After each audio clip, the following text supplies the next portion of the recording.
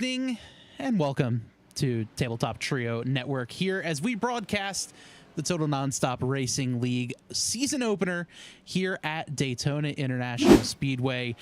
Alongside Joe Annunziata, my name is Bob Giaquinto, and Joe, a new season for TNR. This is going to be a lot of fun. New season, new cars, new faces. New everything for me. I'm really excited to be here. Yeah, your first real full race doing any sort of racing, broadcasting in general. So I think this is going to be a lot of fun for the both of us and for everyone else watching as the season rolls on. A lot of folks in the chat right now. If you're here, make sure you pop in, say hey. We'll chat all throughout the season, all throughout the race, and all that fun stuff. But for now, we'll take a peek at the leaderboard here. Some very, very fast cars out there on the speedway right now, Joe. Yeah, I've been watching as we kind of were setting up and making sure everything was good, and we've been watching them practice. And I noticed they're moving a little quick, but they surely get a little squirrely. But I'm assuming that's just because they're practicing. Oh yeah, definitely. There's going to be a good difference between when they're actually getting racing and when they're just kind of messing around trying to figure out how the car is going to handle. But a lot of fast guys out there. Shane Ewing here on the track right now, currently P4, just trying to get down onto pit road speed here. Just very difficult when you're coming in a pack. You're close to 200 miles an hour. You got to slow all the way down to 60 to hit pit road, and got to get in your box right. And it can definitely be difficult for these guys, especially if we hit green flag pit stop time. And look at these guys coming in side by side. Floppy's getting a little hot, and he misses pit road right there. Well, he hit it. he definitely hit it, the wall, but he definitely hit it. Let's take a look here at the Tabletop Trio replay just to see how exactly all of that happened. I believe he was reversing into his spot. Yeah, because that was a that was certainly a view that we got. As we'll go back live here. Just coming down right next to the 77 John Cannizzaro, and they just missed it a little too much. And he's stuck back into the wall, and it says, you know what, I'm just going to roll back to my pit box this way. As I believe he's now just doing donuts to celebrate the end of practice. Always entertaining to see how these guys like to practice at the end of the session.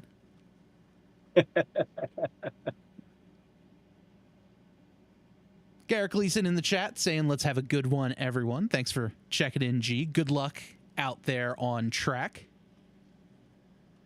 I'm super excited. This is my first time seeing this track, so this is new to me completely. First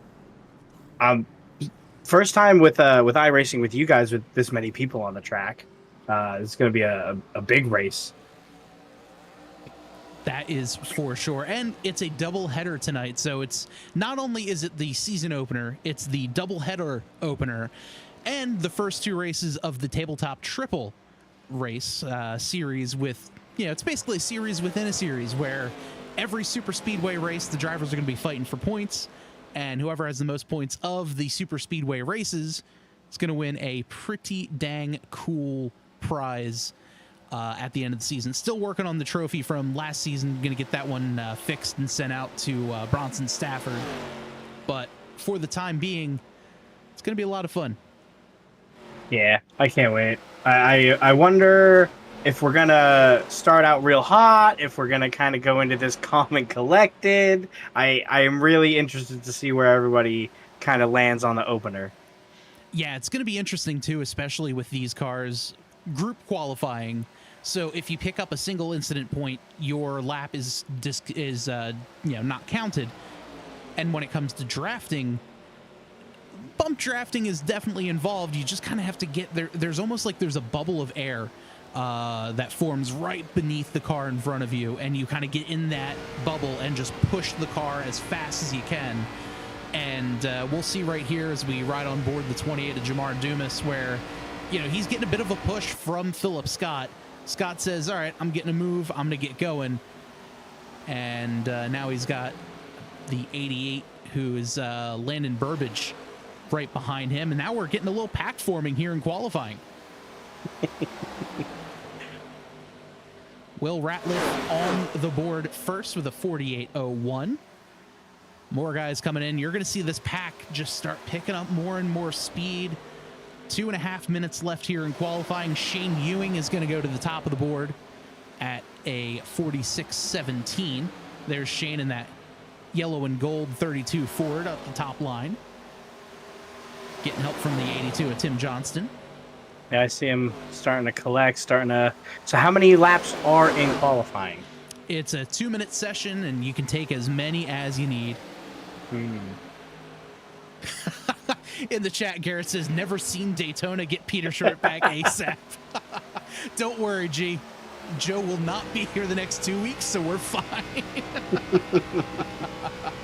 I'm sorry. As we ride on board here with the 32 of Shane Ewing, just keeping an eye out on the guys in front. Philip Scott there as well. Jamar Dumas just goes to the top of the charts with a 45.71. And as we say that, Noah Blackwell, he's going to go to the top at a 45.37. And right there, that group of 4 cars, there's Noah right there at the tail end. You just kind of, you catch that group and it gives you an extra bit of a speed boost. And that very well could mean pole for the 59 machine, his first race here with TNR.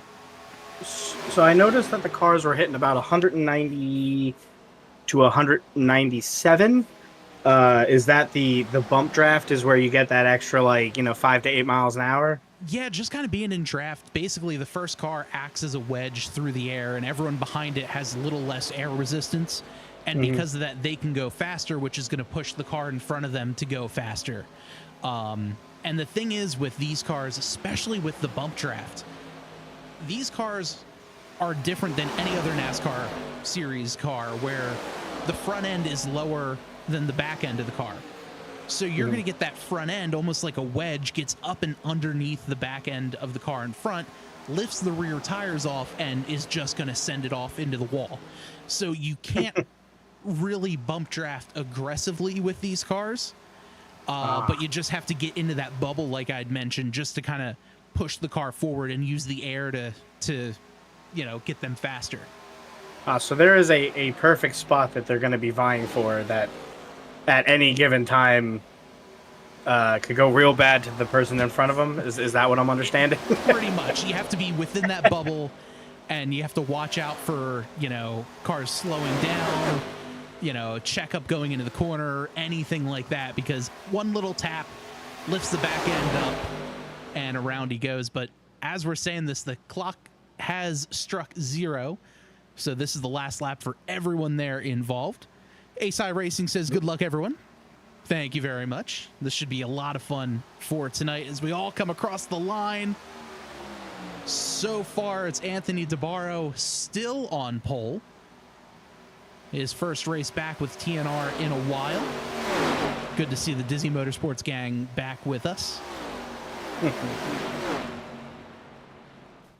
Love that. As we got a big wreck there at the end of the race. I believe that's the 61 machine of Bronson Stafford.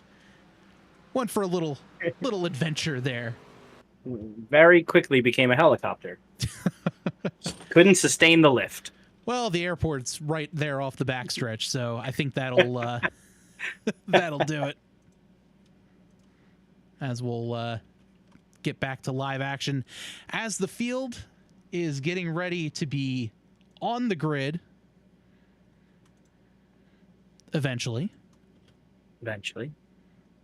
We'll be able to switch over to the starting lineup. Let's take a look here at tonight's starting lineup presented by the Tabletop Trio podcast. Anthony DeBarro on pole.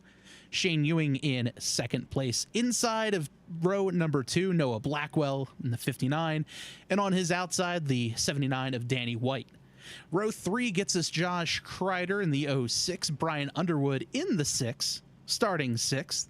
Jamar Dumas, Philip Scott in row number 4. Rounding out the top 10, Landon Burbage, and the 43 of Johnny Williams. Great qualifying effort there for Johnny.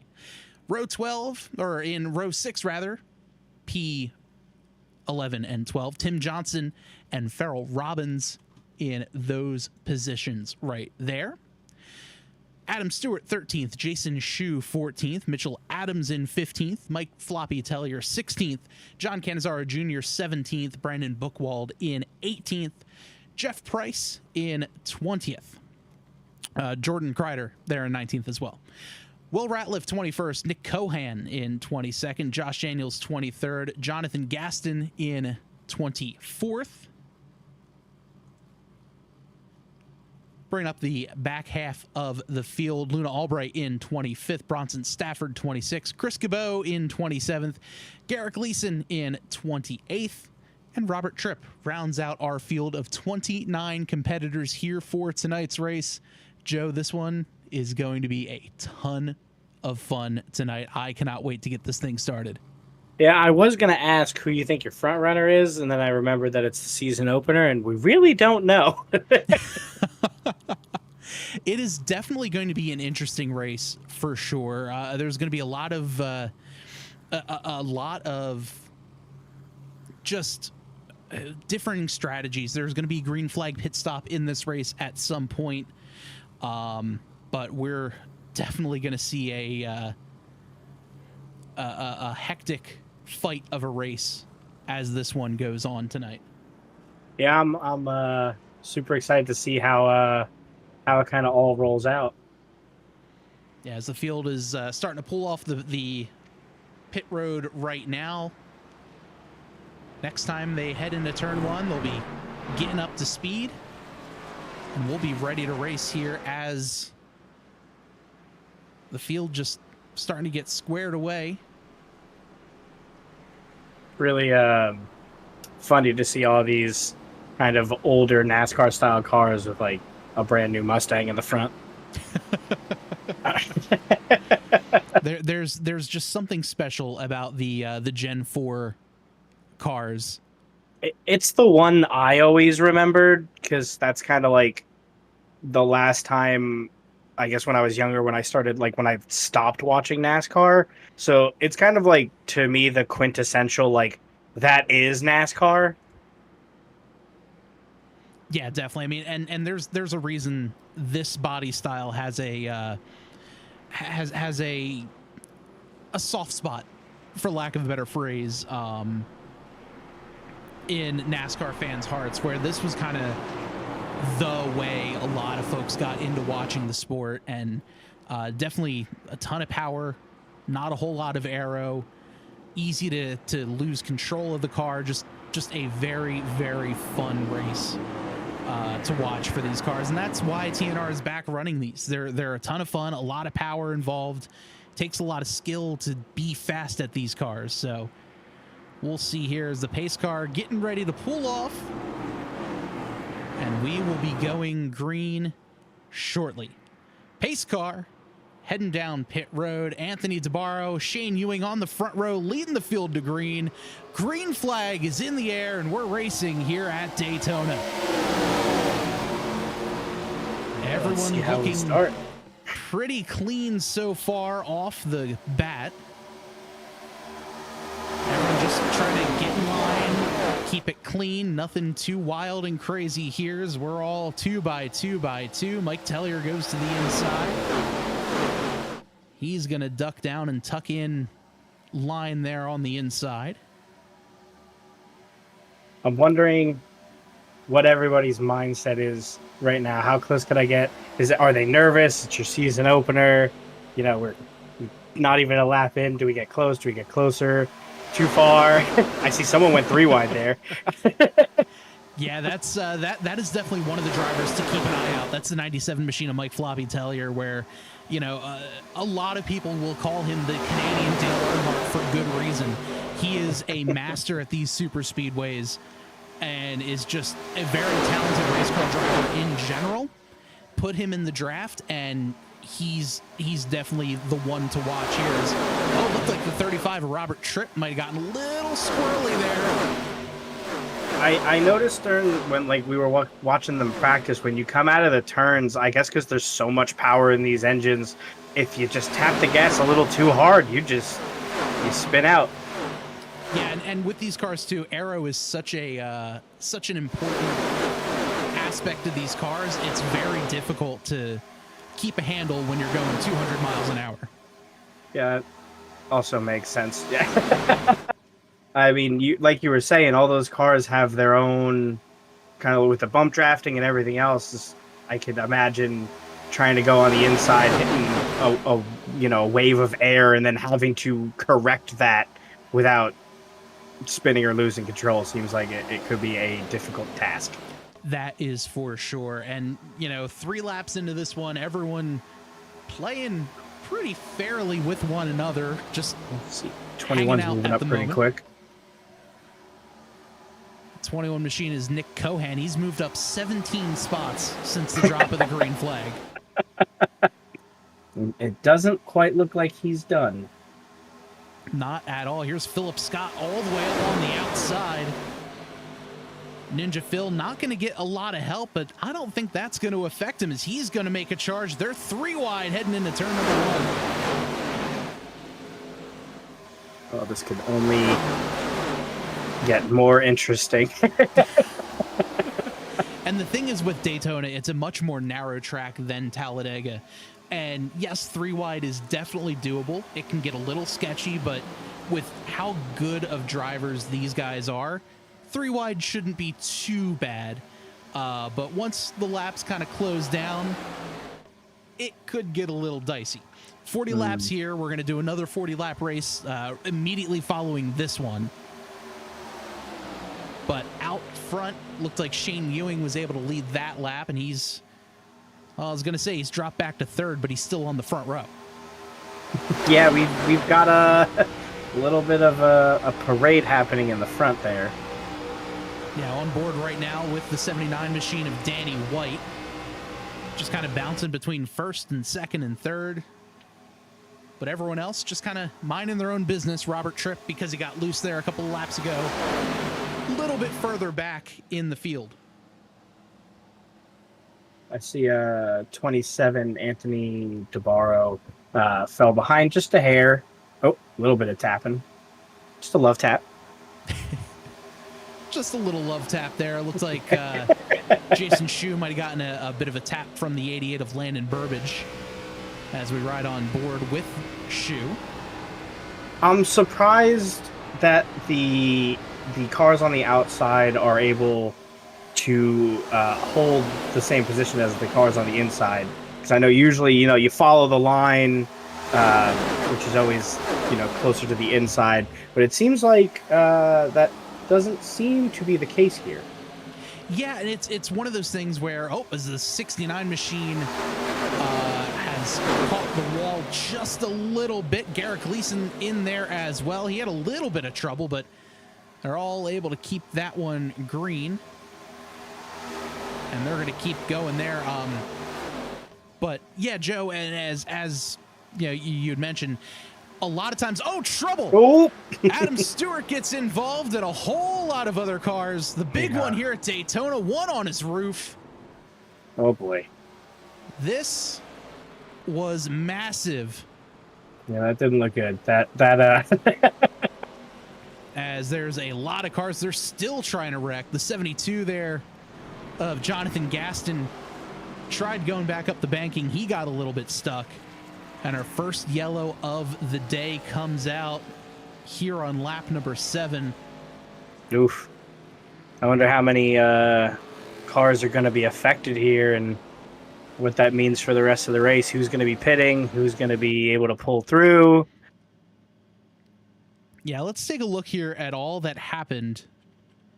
That was a lot. Not only were there a lot of cars, that happened right at the front of the pack as well. Yeah. So it's going to be interesting to see, who who all was involved as we'll go back here. And it hit so fast and the camera kept going just a little too quick.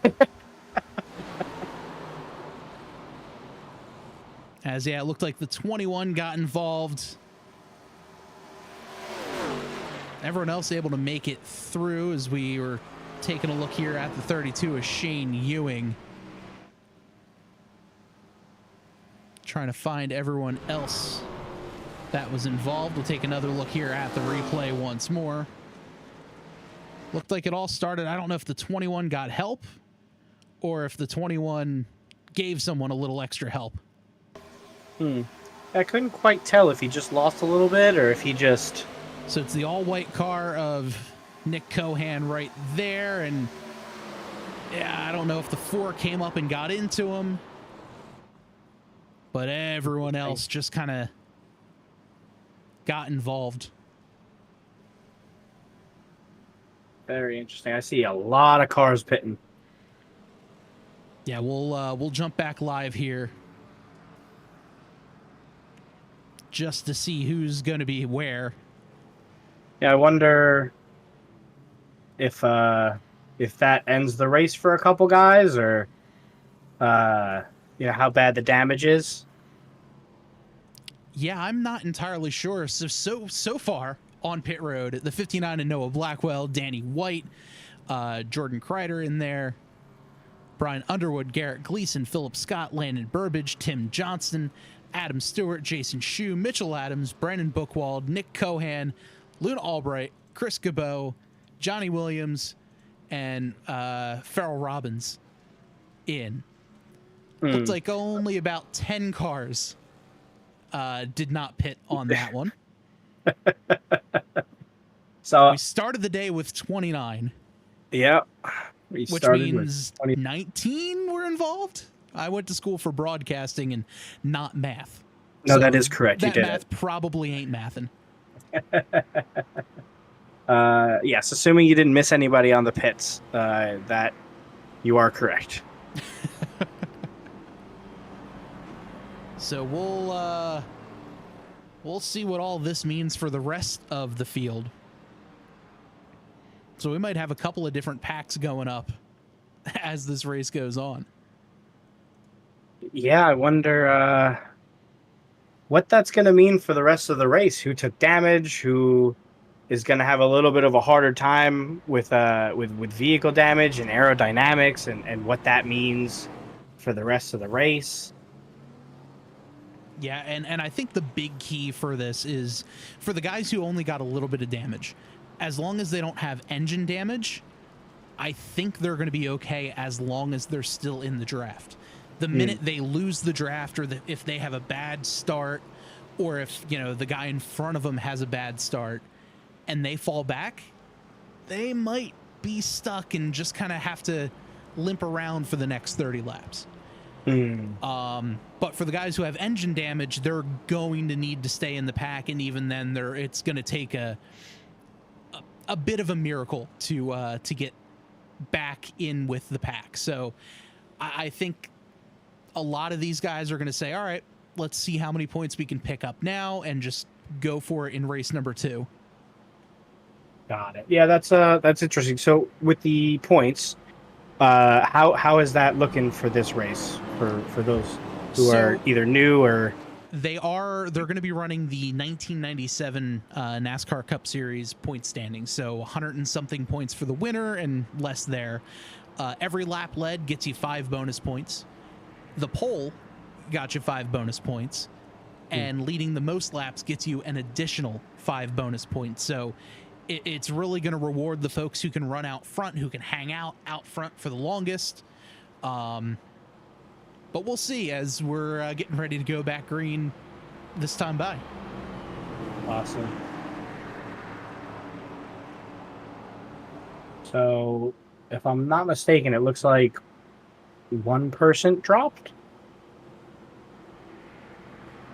Yeah, taking a look here, looks like we still have 2 people on pit road.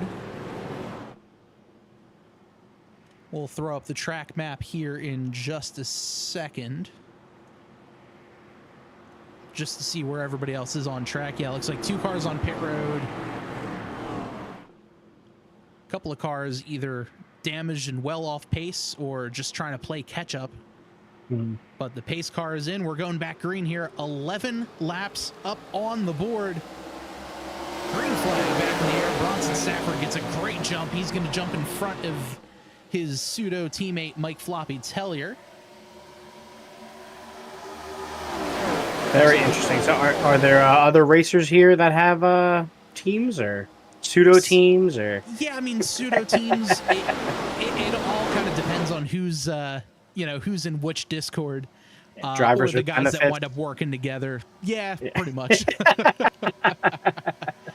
But a great move. Look at the 27 Anthony DeBarro. He's getting a massive push from his Dizzy Motorsports teammate. The 32 is Shane Ewing. Ewing on the outside. He's now getting help from the 02 of Daniels. But DeBarro right out on the point yet again. He's got Bronson Stafford right on his back bumper. This is looking very interesting. I got to assume that they're going to be a little bit more cautious coming off of that yellow, but I could be wrong. Well, they say sometimes cautions will breed cautions. So it just kind of racks them all up and gets them all closer together. However, with the amount of cars that are damaged and off the pace, we might be seeing a little cleaner race up until the last few laps to go. Well, that is interesting, as I noticed the 28 bump 82, so maybe not. Maybe. Yeah, a little bit of contact there between Jamar Dumas and Tim Johnston.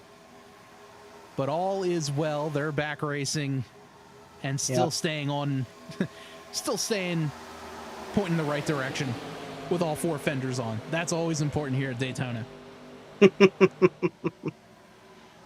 So, I noticed the 97, if I am seeing the damage correctly, or if those are just decals. If that's damage or if those are just decals. I'm assuming he's good since he is able to kind of keep up on there. Yeah, I those see that are they all, are doing 200 miles an hour. Yeah, all decals there is Tellier right on the back bumper, the 61 of Bronson Stafford. Those two always up front. Stafford, like I'd mentioned in the beginning of the broadcast, the winner of the Tabletop Triple last season in the Truck Series. So he's looking to repeat yet again here at Daytona. As you'll see on the bottom of the screen, Robert Tripp heads down pit road. Looks like he might have gotten a little bit of damage fixed there. It is wild to me that they're hitting about 200 miles an hour on the straights, but then also like 192 in the curves. Oh yeah, that is the genius of Daytona. High banks, able to maintain speed, wide corners, able to carry that speed without needing to slow down. You just flat foot it and hope the dice roll in your favor. Yeah, I wasn't really noticing. I was like, oh, it's very smooth. Like, I don't notice them slowing down that much. And then I looked at the speed and I was like, oh, they're not. It's they are moving. Oh yeah. Yeah, definitely a fast pace of a race. And just like that, we're almost at halfway, and the field's kind of breaking up now into two packs. We got the first 8 or 9 cars there. We have Jeff Price right here in that number 39 machine. And then bridging the gap is the 95 of Will Ratliff. And then behind him, they've got a pack of about 5 or 6 cars led by Danny White in that number 79 Jack Daniels car. They're all kind of working together. And then another pack here with the 88, 49, and the 3, but they're kind of catching the draft and sniffing the draft of the guys in front. Shoe there as well. Jordan Cryer in the 66, as well as Josh Kreider. Couple of brothers there racing the 66 and the 40, or 66 and the 06, rather. And then everyone else back there, Garrett Gleason, just kind of hanging on. He lost the draft just a little bit. It's crazy to me with these new cars that, or I guess the old cars, that the person behind you dictates how fast you could go. Oh yeah, it's all about pushing. Here's the 59 there, has a ton of right front damage. which is definitely going to be slowing him down, which is such a tough break. Blackwell started, P3, I believe, at the start of the race. And just kind of be hanging out and, yep, got a lot of wheel damage there as he's just kind of wiggling back and forth. Yeah, that's not the way you want to see the season opener kind of end for you, is just limping through the race. Not at all. And with that, the pack is starting to get a little crunchy here as they're coming up on lap traffic. They got the 4 as well as the 59, or no, the 4 and the 96 there. They're going to hold the bottom. Everyone able to get through that one pretty cleanly. And just, I mean, look at the speed difference in these two guys drafting side by side with a broken car. Yeah. Compared to everyone else who's got, you know, fairly damage-free or at least clean enough looking race cars there. Yeah, it's just a crazy difference, and it's a tough break, you know, to kind of have that happen right out of the gate of the season opener, just a few laps in. But on the upside, there is a race immediately after this one, so you'll kind of exactly. And that's one of those things where you're like, all right, I just did this, gonna have to refocus, we're gonna do better in the next race, and you just kind of hang out for a little while. Yeah. And with 29 cars, this is a really big field, so, you know, if you can get back out on track after picking up some damage, maybe pick up a couple of points, those points could mean a lot later on in the season. It's easier to get points at the beginning of the season than it is at the end. That is very true. I know it sounds like a very Yogi Berra thing to say, but it's only a little bit. But it's definitely true here as we ride on board with the 61 of Bronson Stafford still on the pole, or still on the point. Yeah, the front hasn't changed too much. The 2 packs have kind of come back into 1 pack. Is what it's looking like. But as far as that, it's been about the same footing. And now I'm just interested to see if fuel mileage is going to be a factor now that they went 10 laps in. Actually, not a whole lot of these guys went down the majority of the field went down pit road because they had damage. Right. But looking at it, I think there were 9, 10 cars that did not pit. And they're all kind of dispersed all within the pack. So that could be an interesting strategy if they do need to wind up stopping for fuel. How are you going to stop from fuel if you're all the way out on the outside of the track? You know, I didn't even think about it. These are the older style race cars. As you said, they are very powerful. I'm assuming they are also gas guzzlers. Oh, yeah. Yeah, they... and depending on the size of the fuel here, the 3 of Jason Shu got a little squirrely there. Coming out of turn 4. No harm, no foul. Just got a little scrape on the wall. So these cars are different. Like I know the body style, but I don't know much of the details. I'm assuming tires are something that you're going to have to kind of pay attention to with these cars. Are they getting more slippery as the race wears on? How long do the tires usually last on these style cars? So for a shorter race like this, only 40 laps, tires really aren't going to mean anything unless you get a yellow and then you say, yeah, I might as well come down and take tires. Mm-hmm. Otherwise, fuel is kind of the biggest factor with these guys. And a fuel could range. Typically, you could do a full race or a full 40 lap race, but I don't know if there are any like adjustments to the fuel load, like 75% fuel load, 80% fuel, whatever that is. Mm-hmm. So I don't really know the full layout of that one. Right. However, tires not really going to affect things. You'll see in later weeks tires absolutely will. Mm-hmm. But here, This is the current version of the track.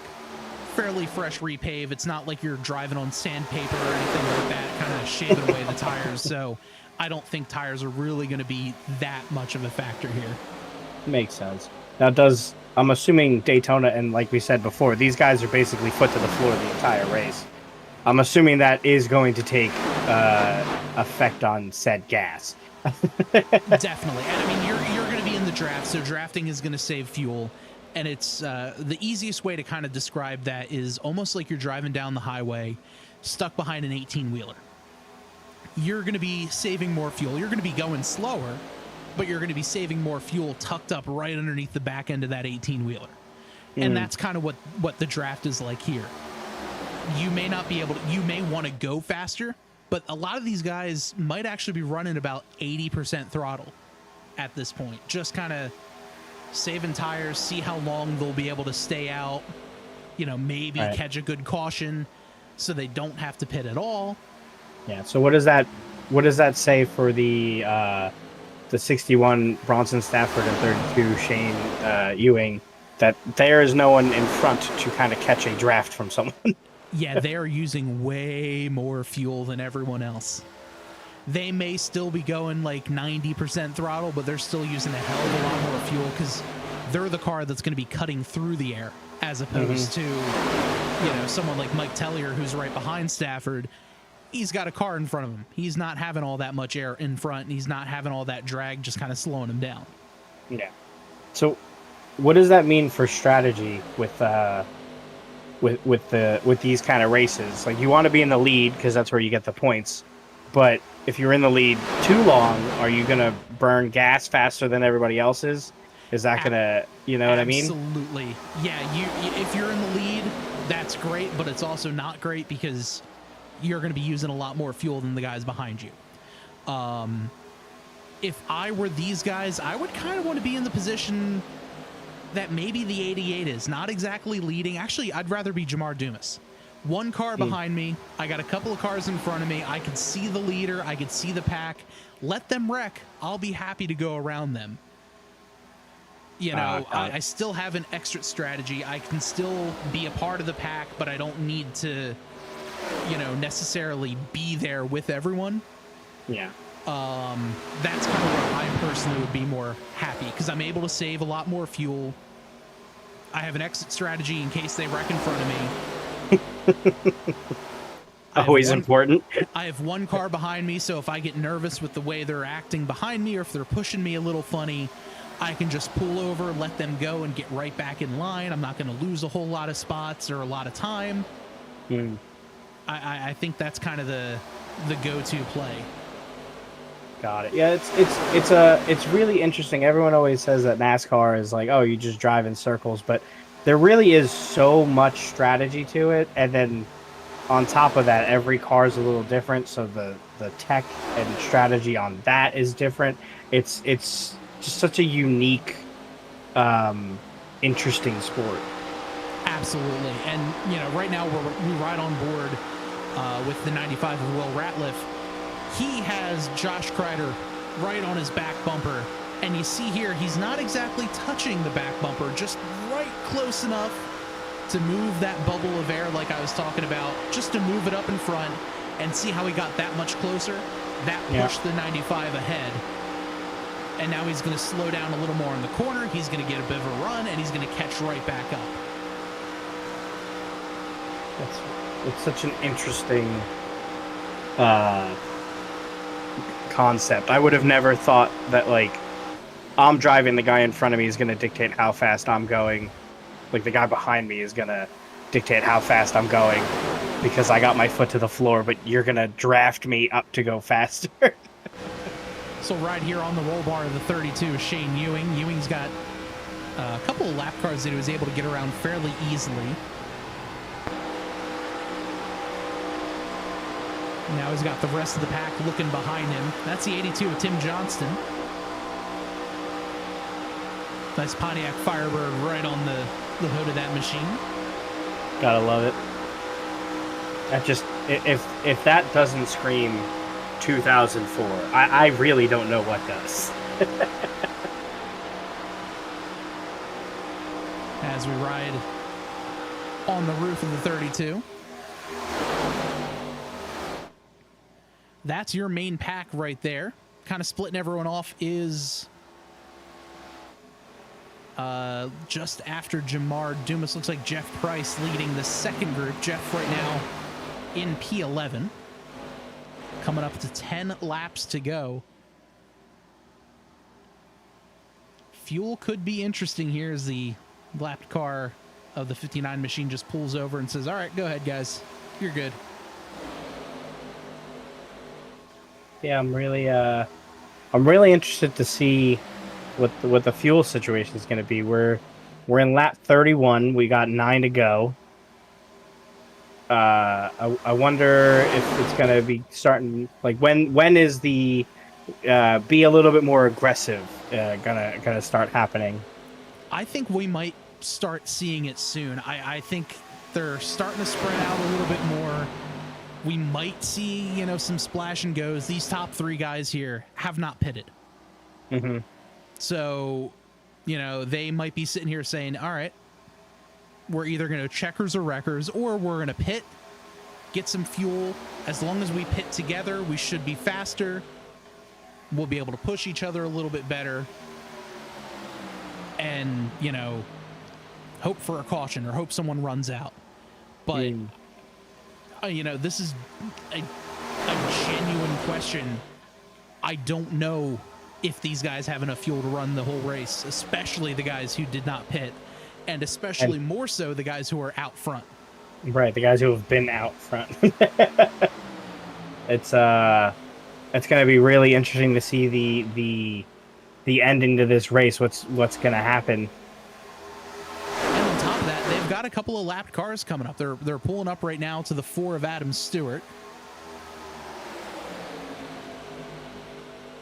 A couple of guys on pit road still. Adam pulls over and lets the field go by. Good on him. They've got a couple more lap cars up ahead. They have the 43 of Johnny Williams, as well as the 02 machine of John Daniels to contend with. They're going to catch him. Gosh, might even be coming right out of turn 4.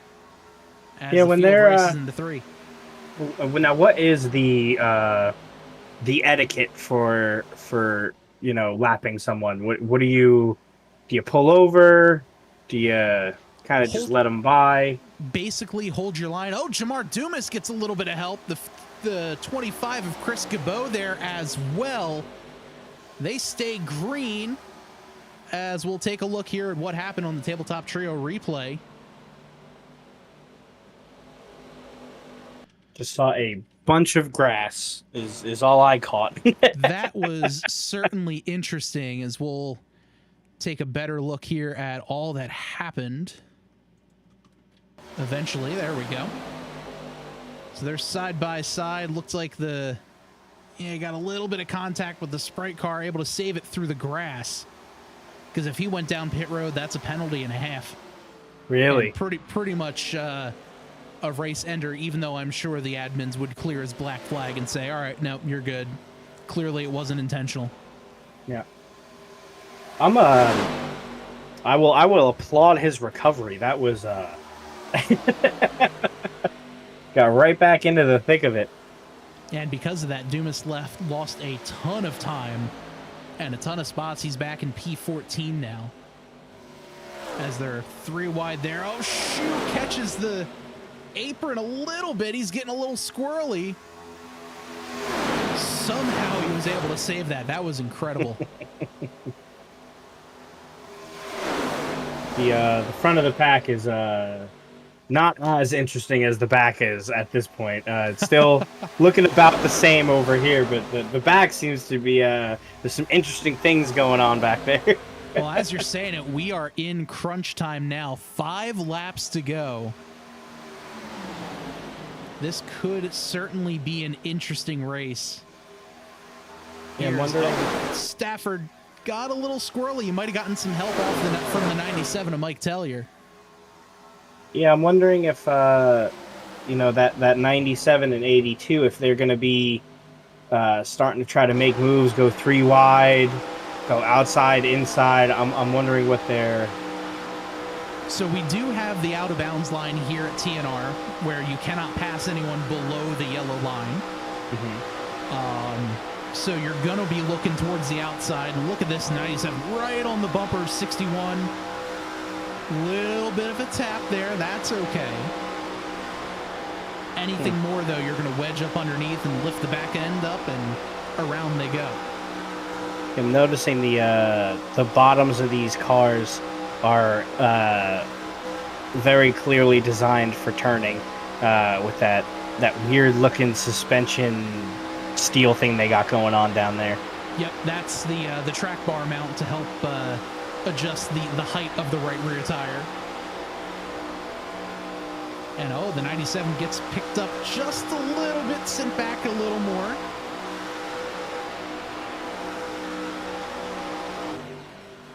As we'll take a look outside the car now.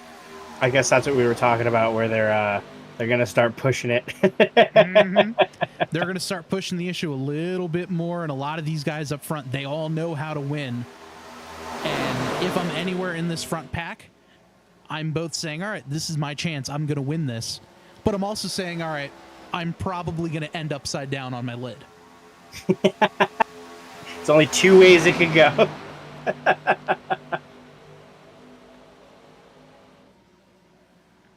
So coming to 2 laps to go. Shane Ewing, Bronson Stafford, both there on the outside. Yeah, they are neck and neck. They have been side by side by side this entire race. It's interesting that Shane kind of leads the turn, but then kind of falls back behind just a hair on the straights. Yeah, and that's kind of how it's always been as they get squirrely. Bronson tapped the wall. And that...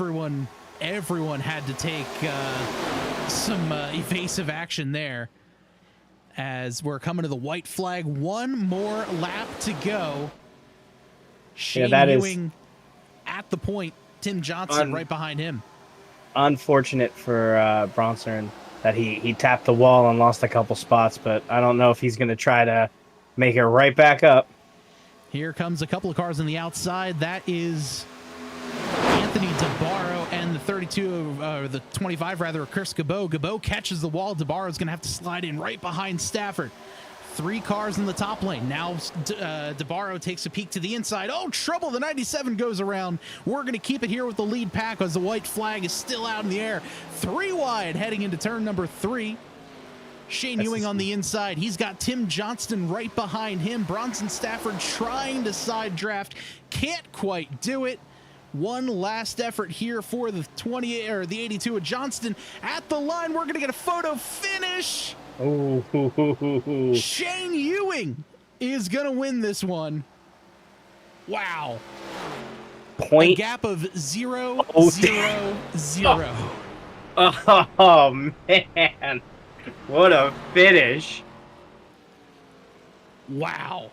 Oh, that is how we finish a race. Talk about a close one. We'll take a look here on the the tabletop trio replay as they come back across the line. We'll do this one at a quarter speed. But Johnston had a run right here. He's going to slip up to the outside. Shane Ewing there on the inside.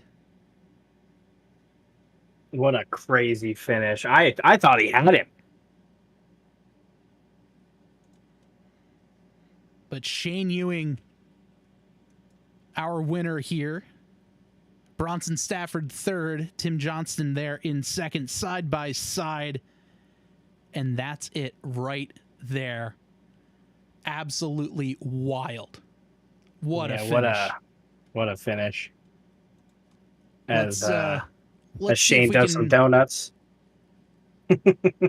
See if we can move a couple of these guys into the interview waiting room. And we'll see if we can See if we can pull those guys.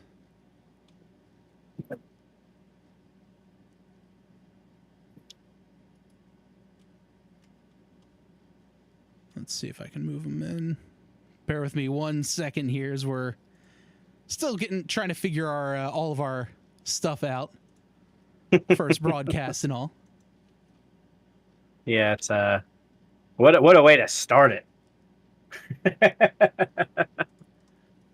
So I'll take interviews 3 and 1, and Joe, if you want to get our second place finisher, I'll pull our third place finisher in right now.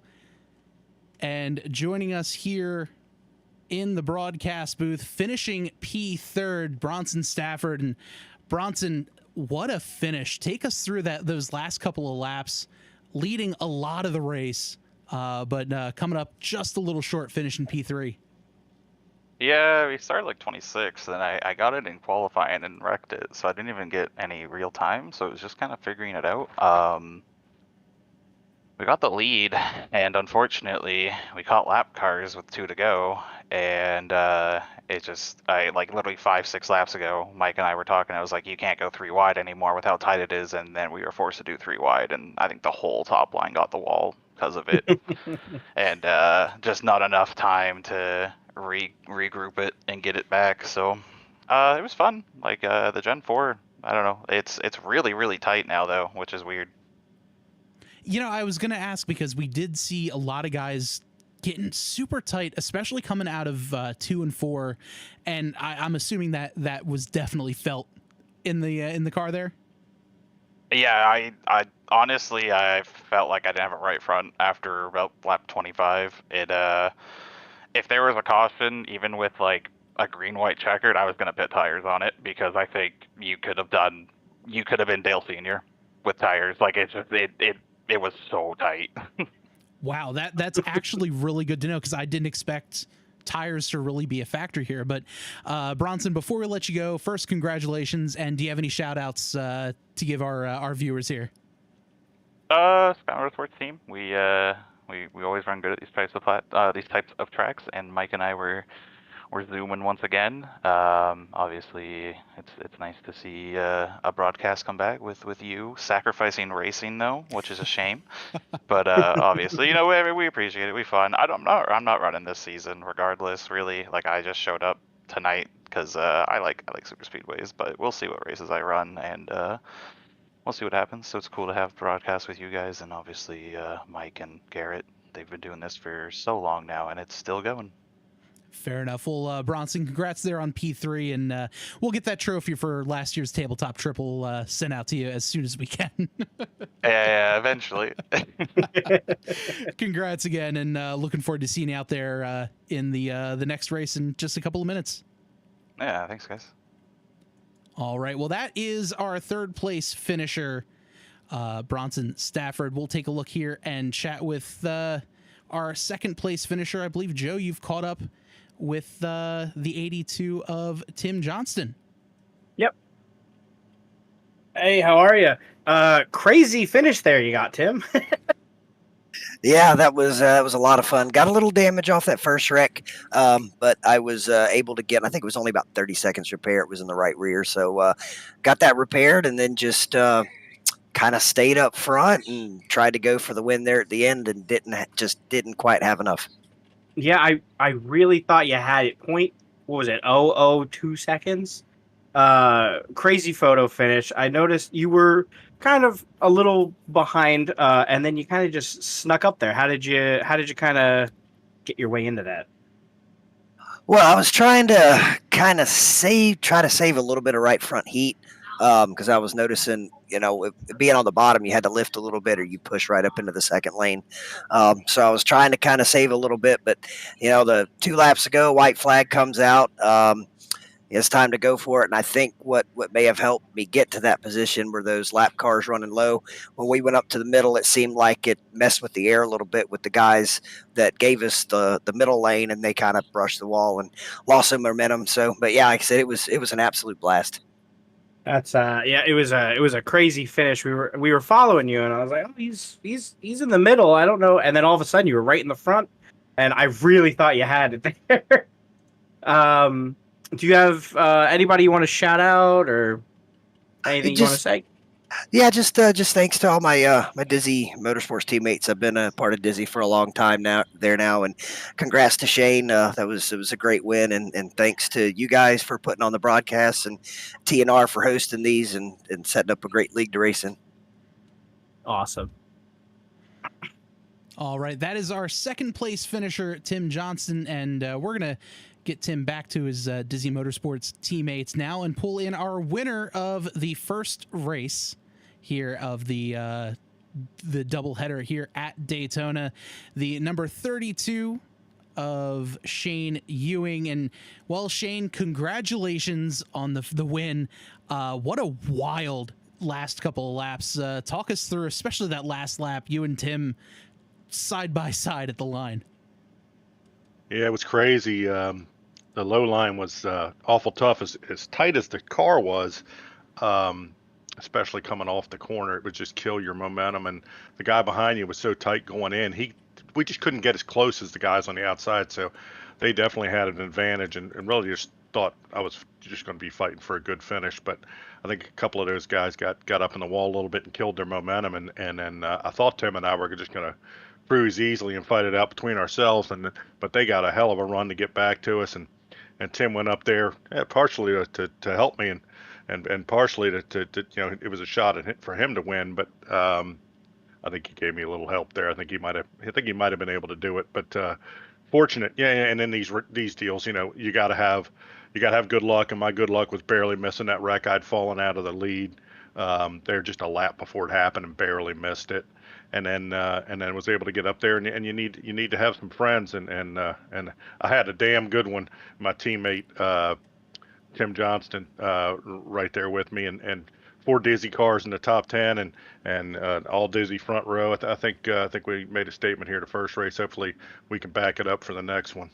Yeah, definitely an announcement saying, hey, Dizzy is here yet again. And I mean, what a great run there for you and your guys, side by side. Were you at all nervous about fuel coming in? Because I know we had that caution at lap 10, but you didn't pit at all in that race. No, I was looking at it, and especially with the caution, I actually think we could, unless you were leading a ton, I think we'd have been okay even without the caution. I'm not 100% sure about that, but we definitely knew fuel wasn't going to be an issue.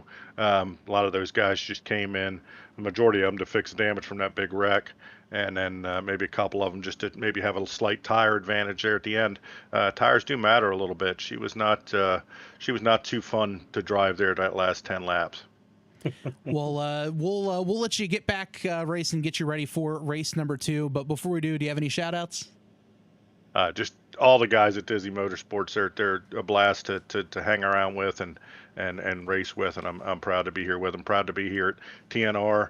I want to thank you guys for broadcasting this deal and for Shoes Lawn Service for sponsoring it, and we'll get this thing tuned up and go see how we can back this thing up. Awesome. Well, congrats again on the win, Shane, and hopefully we'll be chatting with you again after the next race. That's fine by me, man. Hopefully we'll see you soon. Shane Ewing, our winner here at Daytona. And before we switch over to the next race, we'll take a quick look at the finishing results. Shane Ewing there with the win for race number 1. Tim Johnson, Bronson Safford, Anthony DeBarro in P4. Landon Burbage coming back in to P5. Brian Underwood, Jeff Price, Mitchell Adams, Jonathan Gaston. Didn't really chat too much about him in this one, but he was able to salvage a 9th place finish with Chris Cabot there in 10th. Danny White, Jamar Dumas, Josh and Jordan Kreider in 13th and 14th, with Jason Shue in 15th. Mike Floppy Tellier, after wrecking on the backstretch on the final lap, fell to 16th. Will Ratliff, Garrett Gleason rounds out the top 18. John Daniels in 19th, Luna Albright in 20th. Noah Blackwell in 21st, Nick Cohan 22nd, Adam Stewart, Brandon Bookwald, Philip Scott, Johnny Williams, Robert Tripp, and Farrell Robbins round out the 28-car field. Looks like John Cannizzaro in 29th there as well. We are going to step aside, take a quick break, but When we come back, we will have race number 2 of the Total Nonstop Racing Series Shoe Lawn Care Grand National Series season opener as the doubleheader here at Daytona rolls on.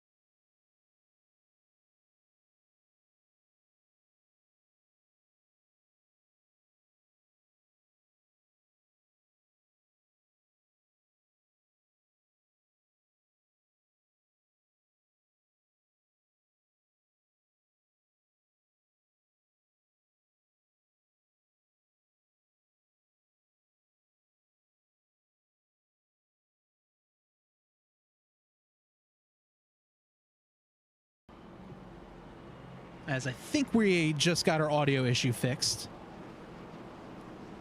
Looks Yep. like things things got muted. Things right. were supposed to be unmuted, but never got unmuted. So there we go. RC Planes. Yep, there we go. Got it fixed. Hopefully. Yep, all Thanks good. for. Sorry about that. First race bugs still getting worked out here.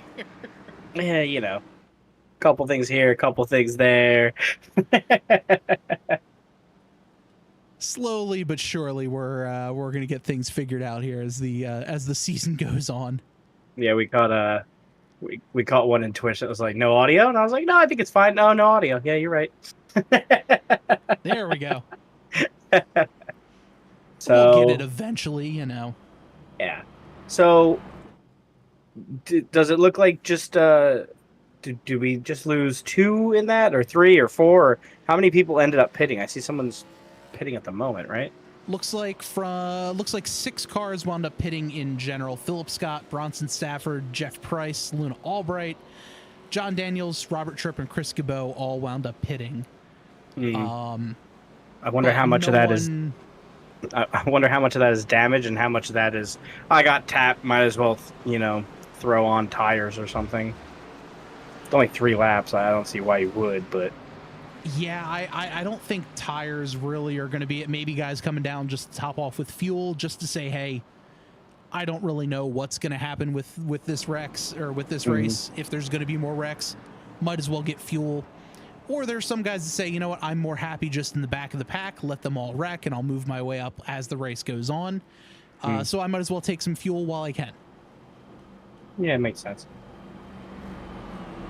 So we're going to re-rack and do this one all over again.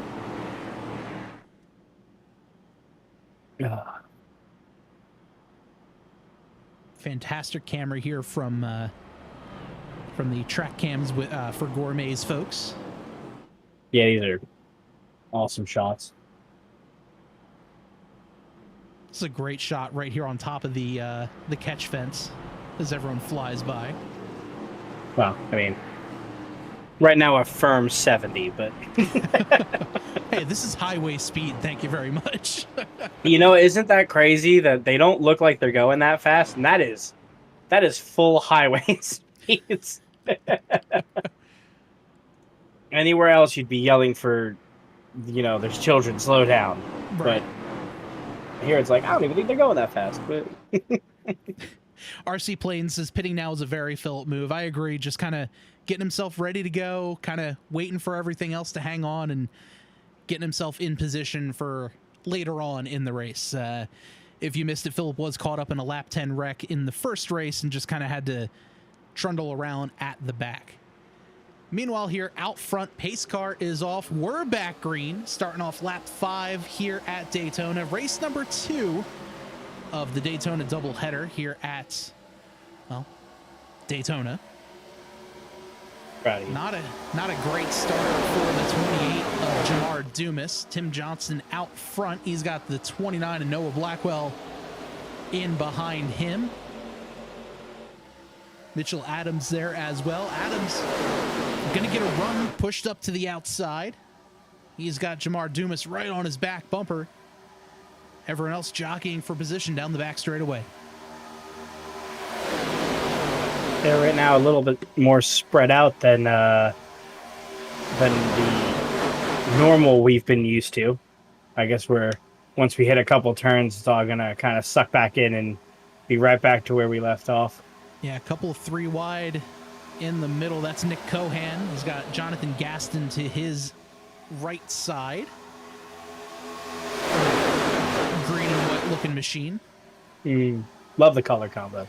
Yeah, some fantastic paint schemes out there. I love the Trevor Project car there towards the back. Yeah, there are some classics here that I am all for. Love the Sprite NASCAR. It's one of the ones when I was a kid I had the little diecast car for. There's just some great ones here. There's some great originals I see that are created. I just love the creativity. Love the the way they look. Yeah, very cool to see a lot of these cars, and it's also pretty cool to see that they brought out a second car for the race, different paint schemes. The 06 had a different scheme for the day race. Now he's got the Trevor Project on there, which is a very fantastic organization as well. Good to see that one on a race car racing tonight. I see Shane is not so subtly sneaking his way very quickly back up to the front. Yeah, Shane Ewing just said, all right, guys, I'm going to lead this middle pack, and I'm going to take it up to the front. Not a whole lot of help as well. He's got about a car length between him and the 28 of Jamar Dumas. As they're just kind of riding right now. He's got the 88 to his inside. Ewing trying to get the side draft going. Got that one on Blackwell. Looks like 2 cars off the pace. It's the 35 of Robert Tripp and the 25 of Chris Gabot.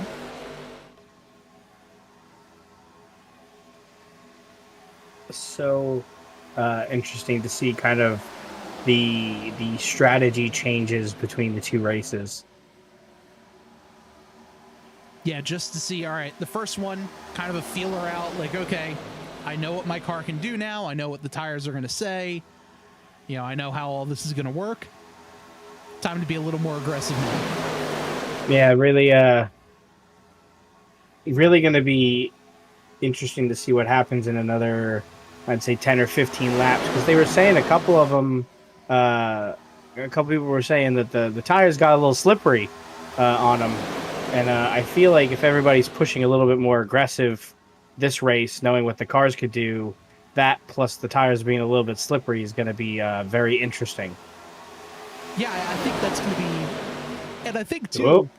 That was the big surprise is the 88 just kind of hits the air brakes, and because that big checkup behind him, everyone able to keep it going in the right direction. The 06 tried for a block, wasn't entirely sure what was going on there. Now he's just trying to stay on the draft, and he's got the 8 right on his back bumper. Looks like Timothy had the lead for a second there, but Jamar, but fell right back out. Yeah, everyone's side by side right now, back at the front. Tim Johnson has it by, about 0.03 of a second. A real marathon distance in NASCAR, that's for sure. Right? It's the times that they are putting in on these. I mean, last rate 0.003 seconds from first to second is an insane start to the season for a 1-2. I wonder. It's looking like it's going to be very similar this race.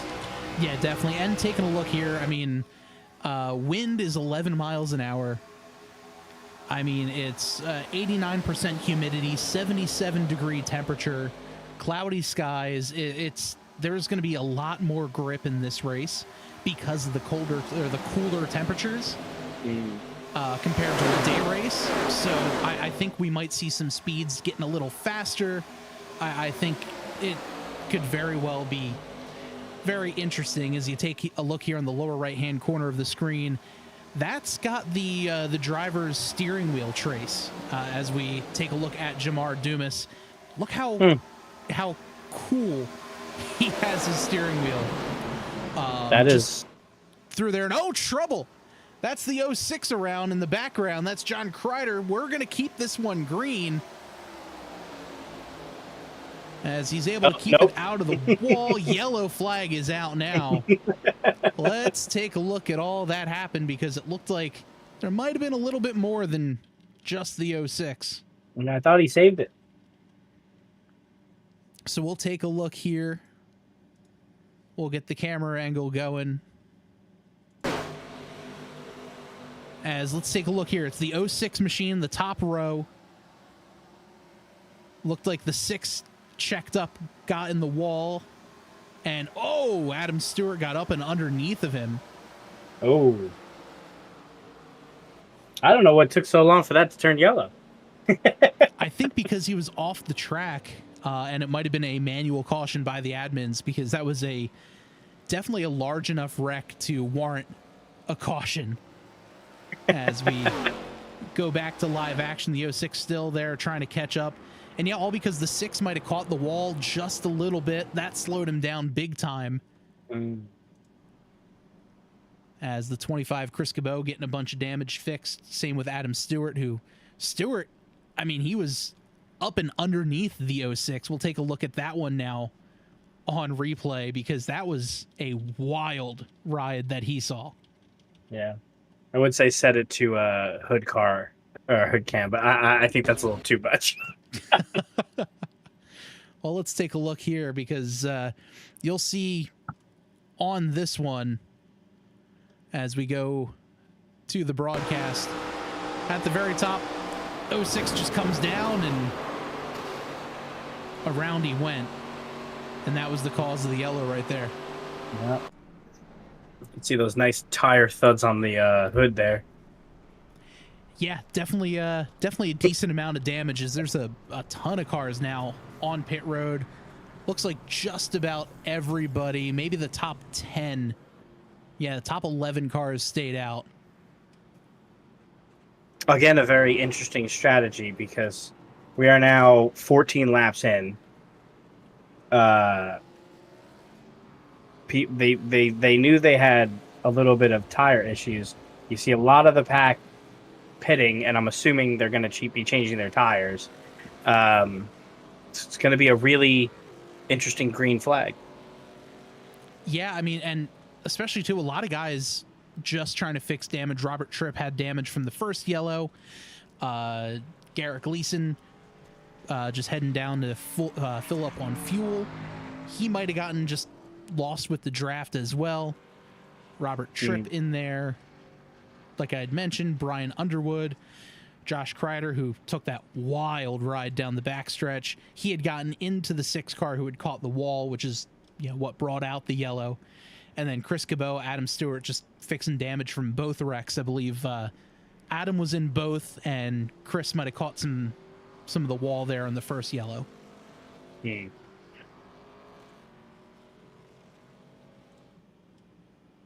That's this is going to be a fun green with a nice split of who has what, who's fresh, who's not.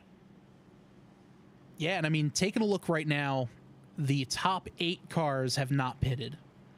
The 8 car was involved in the first caution, pitted on lap 2. They're there at P9. Philip Scott pitted during the last yellow just to grab some fuel. He's in 10th, and Will Ratcliffe is in P11.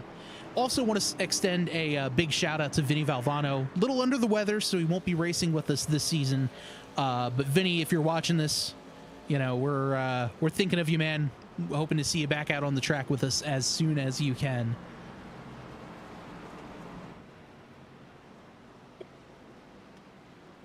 So lights on the pace car are off. We're going back racing here. Tim Johnson elects to take the top side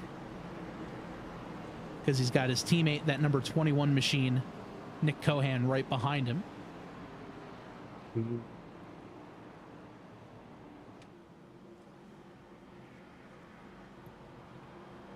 Field side by side by side at an excruciatingly slow 70 miles an hour. Which is just wild to say. Right. As you were reading the temperature before, I gotta say I am glad we are not there for this race. Yeah, I think that humidity would be a massive killer for me. I don't do all that well in humidity. No. That's why I'm glad to be here in New Jersey. And even then, Jersey can be too humid sometimes. Yeah, lately it's been feeling like we're Florida, but... Yeah. But the field getting ready to go back racing. Just over halfway still to go. Coming to lap 16.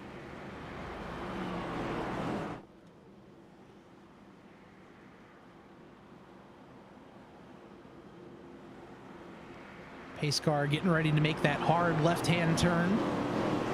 It really does make a really hard turn, huh? For no reason. It's just very aggressive. I feel like if you did that in real life, you'd probably roll it. Yeah, I could see a grip roll. Right? But as they're doing that, the green flag is out. Tim Johnston there takes the high side. His teammate Nick Cohan says, no, I'm gonna see what I can do here down low. He's got Jamar Dumas right on his back bumper. Here comes Shane Ewing, first race's winner. Oh, Jamar might have gotten a little bit of a push and trouble. Yellow flag out on the speedway. Looks like Jason Shue might have had an issue going back up to speed. And we'll take a look to see what happened there. Oh, a big wreck happening. As we'll pull up a camera angle for you. So there's Jason Shue in the Dale Senior car on the bottom. Looked like the 06 got into the 35 and Ooh. around everything went. I don't know if maybe Robert had a connection issue or what had happened. But that was certainly interesting. Yeah, what a... As we'll take a look and we'll ride on board here with the 35 car.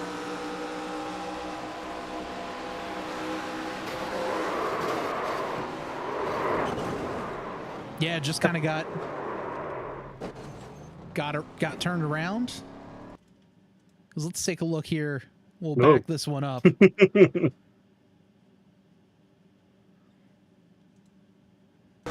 a lot of spins. So we'll go at quarter speed right here. Looked like the 06 thought he was going low. 35 might have came down a little bit. And around he goes.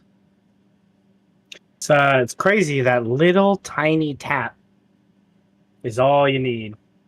Oh, the 6 didn't help. Definitely not. As we see the 35 and the 3 spinning around there as well. Just a hard lick. But back to live action here. 35 down on pit road. And now this brings that front of the pack again. Those front 9 that didn't pit. Are they going to now? I feel like we've had enough caution flag laps that they're not really going to be able to do anything. The lucky dog getting his lap back. That'll be the number 25 of Chris Gibbeau. So he's going to be the tabletop trio lucky dog here. Just getting his lap back. That beautiful looking Dizzy Cars machine. The play on the Kyle Larson HendrickCars.com machine. Yeah, Dizzy constantly. That team always has some fantastic looking paint schemes. Yeah, they look pretty great. Garrett just said in the chat, I can't believe I got through that. So we're going to have to let's dial up the old replay machine and see how Garrett was able to get through that one. I'm sure he had a bit of a brown pants moment on that. I've been there all too frequently. Let's take a look on board as we ride here with the 7. May or may not have been there in racing. The Coleman's Care machine.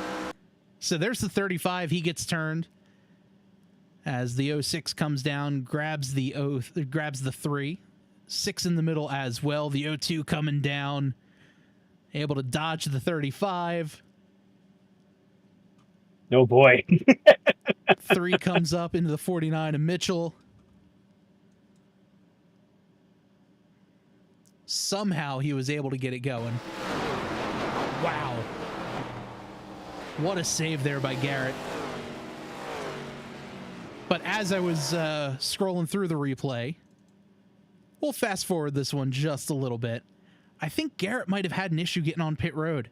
I think we might have to deduct points on his save. Because I think he had an issue. Wasn't this time by. We'll throw on the replay here.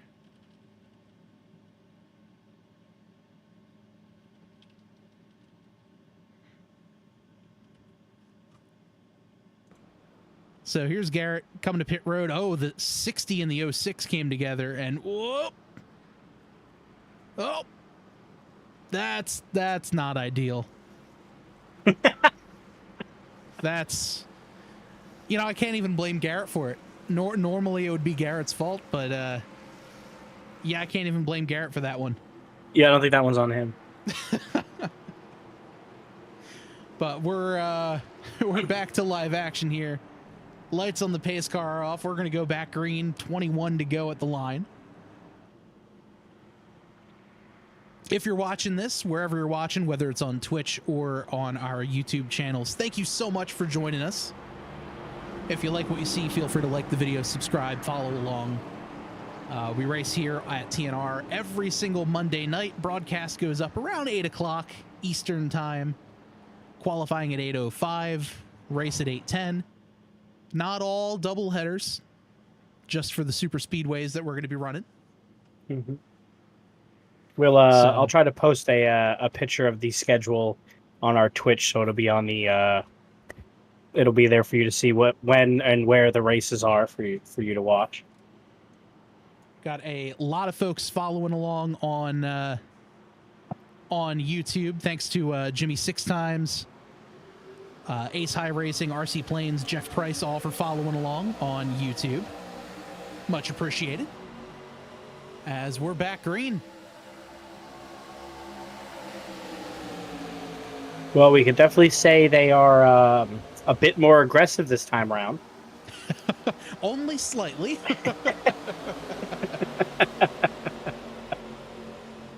I'm sure it's not just that this is the second race, but we are now, they did their practice. They probably did about 100 laps of practice.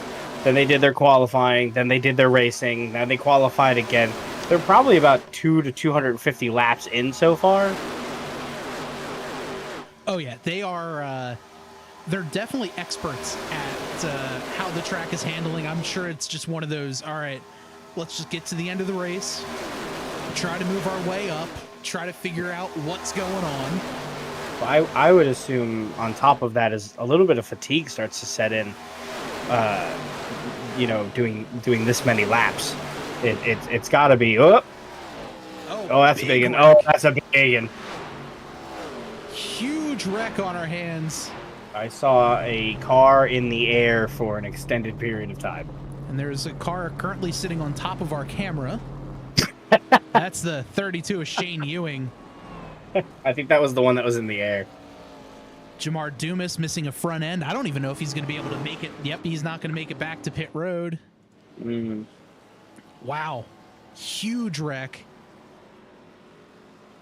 Let's take a look here at the 3-wide racing and our replay as soon as I can. Yeah, that was a wild. It looked like it was going to be good, and then I just saw someone swerve a little bit, and then up in the air, and I think it was the 3 and 4 position. So there was nowhere to go for everybody else. Yeah, let's take a look here at what happened. We'll do it in slow-mo as we're focusing there on the 28 of Jamar Dumas. Mike Tellier there in the middle. Shane Ewing goes down just a little bit. Jamar minding his own business.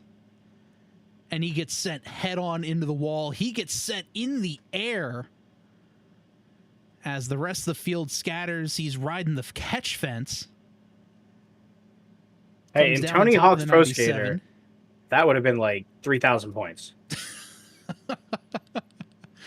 Oh man, what a hit from the 8 into the 32. Shane Ewing up and over on his lid. Yeah, there's really nowhere for a lot of that pack to go. There's cars sideways everywhere. Wow. Ewing there. The 96 of Brandon Bookwald around. Yeah, just a lot of people got caught on that one. Adam Stewart's in the back. Yeah, Adam gets caught up in that one. I want to see. I don't know. We're going to have to take a look here. I think Mitchell Adams got away pretty much scot-free. It would be impressive to anyone who got out of that because there were so many cars sideways. So we'll go in slow motion again. Wall of cars. See the 28 machine up and in the air. Yeah, right there. I'm screaming. And Mitchell says, all right, we're going to go low. Hope no one else comes down. He gets a little bit sideways. Didn't have any help. He just kind of caught the apron. Yeah. But he keeps it going. Great Mitchell drift. Adams, you magician. Look at that. Wow. That is very fast acting to avoid that. That was incredible. Mike Tellier there as well. See, the way my brain would have worked would have been like, oh, clearly we tried to skirt through like the narrow opening directly in the middle like we're in a movie and not go around the outside where it's clearly open. That is just race. Right there, 32 just kind of came down on the 97. Somebody blew an engine. That's what that loud crushing sound was. Wasn't the wall. And someone took down the blue cone. R.I.P. in peace cone. Can we get F's in the chat for the cone? But we'll go back live as Tellier trying to catch up with the pack. A lot of cars involved in that one. Yeah, I wonder how many are we going to be coming back.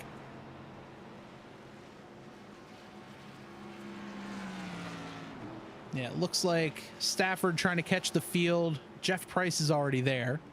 So it looks like the top 14 are already, up with the pack. Stafford trying to catch up. Tellier. Shane Ewing. Luna Albright with a very, very, very damaged front end. I don't know if that car is going to be the most competitive out there. We get an F in the chat from RC Planes.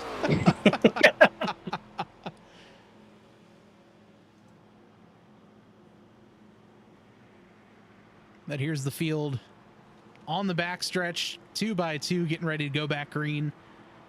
We're going to have 16 laps remaining.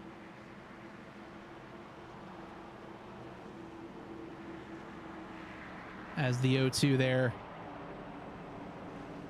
with a very important message on the back bumper. Don't push. We should quickly change that back bumper. Sombrero John says, look, Mom, leading.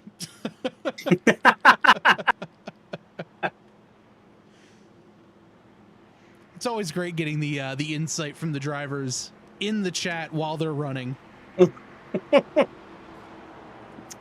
Aren't you guys supposed to not be texting while driving? I feel like this is worse. Well, clearly they're not texting while driving. They're commenting while driving. It's totally different.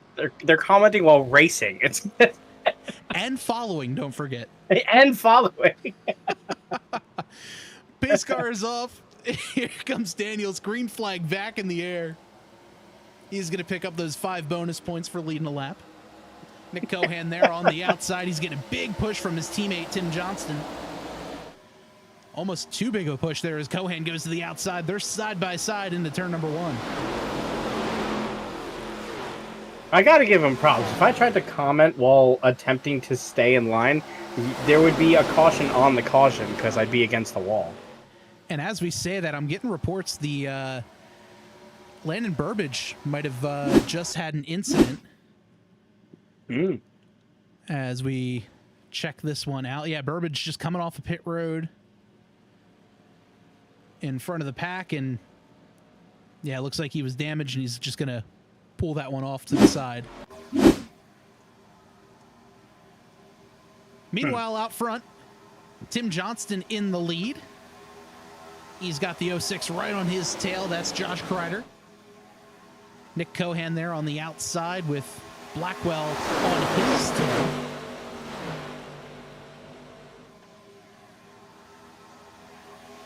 So the front 6 is looking a little bit of the same, and then a lot of different. A lot of different cars in different places. All new names as well, so Yeah. it's going to take me a couple of races to remember, oh, okay, that's this car. This car is this name. Gonna be But a we're while getting a for me. little squirrely there coming out of turn 4 as well. It's Kreider right underneath the 82 machine.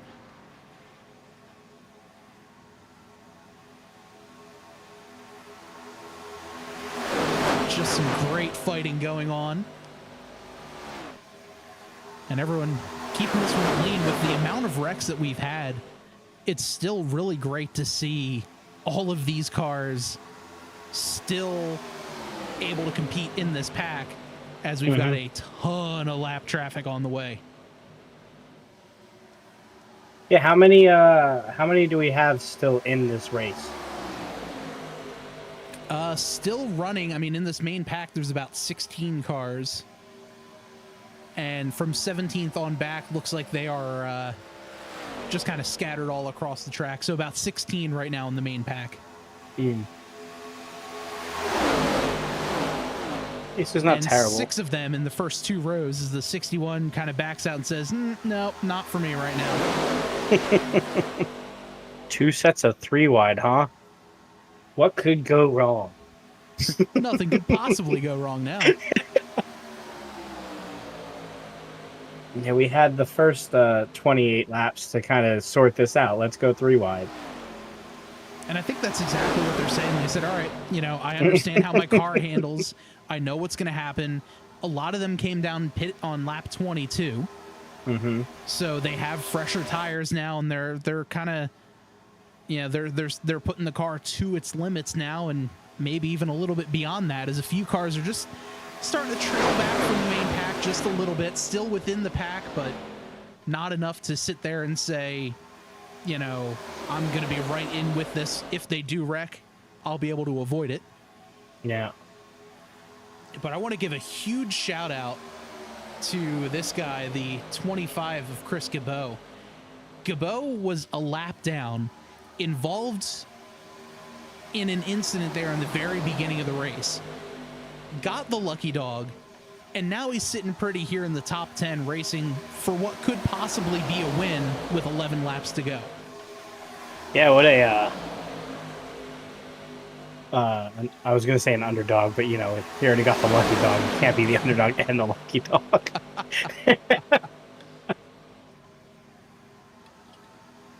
So a good battle brewing here at the top of the leaderboard.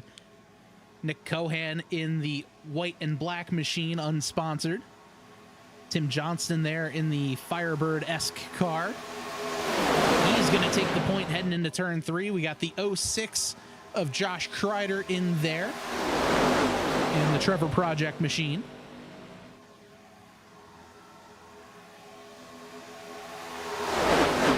Yeah, this is going to be a fun last 9 laps. Yeah, definitely going to be a lot of chaos. It's going to be some very tight moments as well. I mean, we've got... Oh, trouble! The 59 machine gets turned hard into the wall. Right, Mitchell Adams is there too. And as we said, it's going to be chaos. Chaos has erupted. We'll take a look and see what exactly happened there. But what a tough break for Noah Blackwell. Just bad luck in race number 1. And it continues here in race number 2. Man, what So there's the 59 machine. He gets turned. Went down to try to cover. He just kind of brought his nose across the 29 and nowhere for Mitchell Adams to go. Yeah, unfortunate.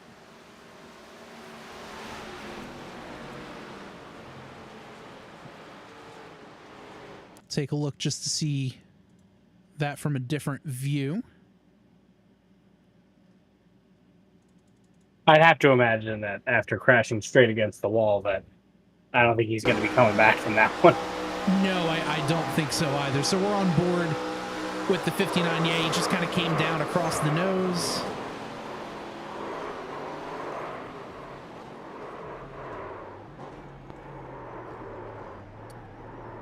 Yeah, unfortunate for Mitchell that there was nowhere for him to go. Yeah, just wrong place at the wrong time.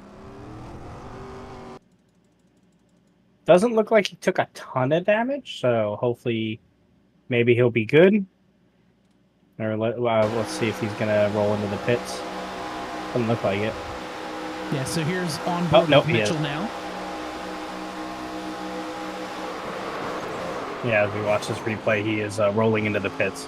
Yeah, not a whole lot of damage. Might have gotten some right side damage. Could have gotten wheel damage as well. But we'll go back live and yeah, in his pit box there. Not taking tires, so just going to take some fuel and whatever damage is showing up on the car. Yeah, he's turned the engine off. They're doing something a little bit more under the hood of him. Hmm. Philip Scott having himself a pretty quiet but productive race right now, sitting P13, able to keep it clean. Don't think he got any damage from any of the other wrecks there.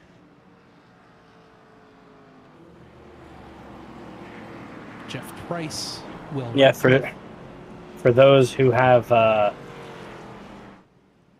who have been clean so far, it's been very lucky. We are on our 5th caution. Definitely a little more chaotic in the second race, but I said that at the start of the broadcast. The first one was relatively calm, only the one yellow. And this one is, yeah, everyone they're trying to make up for that. Yeah, everyone just said, oh, okay, I remember how to drive this car now. We're good. We know what we're doing. One wasn't enough, apparently, is what they all decided. Time to have fun, right? Has Timothy Johnson pitted yet? He did back on lap 22. It says number 23, but he is the 82 car. Hmm. If he wants 23, he can have it for this season. That's my number, typically. But it's mine if I return. May or may not have to give him all the points that you have so far. Right. It's tied to the number. We don't make the rules. Yada, yada, yada.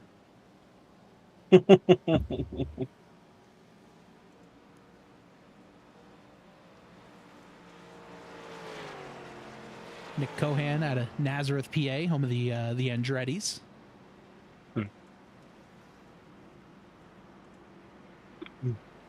As we all collect, we have 6 laps. I'm assuming we got 1, maybe 2 more laps under yellow before we go live. Nope. We are going to go back green this time by. Their side-by-side lights on the pace car are off. I think this is going to get hectic. 6 laps of racing. What do you mean it's gonna? Fine, it's going to get more hectic. You can't say it's gonna get hectic when we're on our 5th caution. We're already there. That is a very valid point.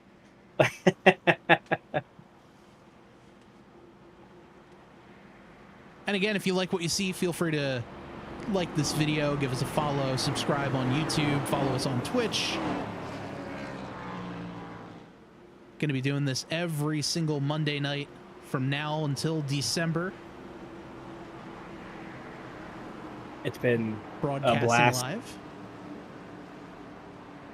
Yeah, first weekend, or the opening Monday doubleheader race. This has been so much fun so far. Mm-hmm. It's like most of the field has collected. Yeah, everyone getting themselves ready. Pace car is off. Green flag back in the air. 6 laps to go as Tim Johnston leads them off here into towards turn number 1. Everyone else side by side. Let's see if we try to get slightly less aggressive, or do we jump right back where we left off? Oh, I think Looks like we're jumping right back where we left off. That is for sure, as we are 3 wide for the lead. Backstretch at Daytona. Nick Cohan there on the inside. Josh Kreider on the outside. He's got some help from Bronson Stafford. Kreider jumps down to the middle in front of Nick Cohan. Cohan says, nope, I'm going to the middle, as Kreider goes down low. They're side by side. A little bit of side draft there from Cohan. He's going to slow down the 06. He's got some help from Tim Johnson. Now Johnston shoots the middle, and they're side by side. 5 laps to go as they're 3 wide here in row number 2. Getting ready to be 3 wide here for the lead. There they are. 7 cars can all fit under a blanket. And like they said earlier, the track is a little bit more narrow. Very easy to get in the wall. We saw that with the incident between the 6 and the 06. They are now battling with each other. Pick a caution. As they are still just inches apart. Look at the wobbling. I was going to say, coming out of the exits, and then just the wobble from, I guess, being smacked with the air on the side. It's just all over between the bumps in the track, the air, just nerves in general, plus a little tap from the guy behind you, just lightly picking the back wheels off the ground. Yeah. And again, it's got to be a little bit of that fatigue. Oh, they absolutely. They are hundreds and hundreds of laps in between practice and now. Chris Cabot there in the middle. He was a lap down to start this race, basically. Oh man, now he's in the lead pack. What a tight pack of 8.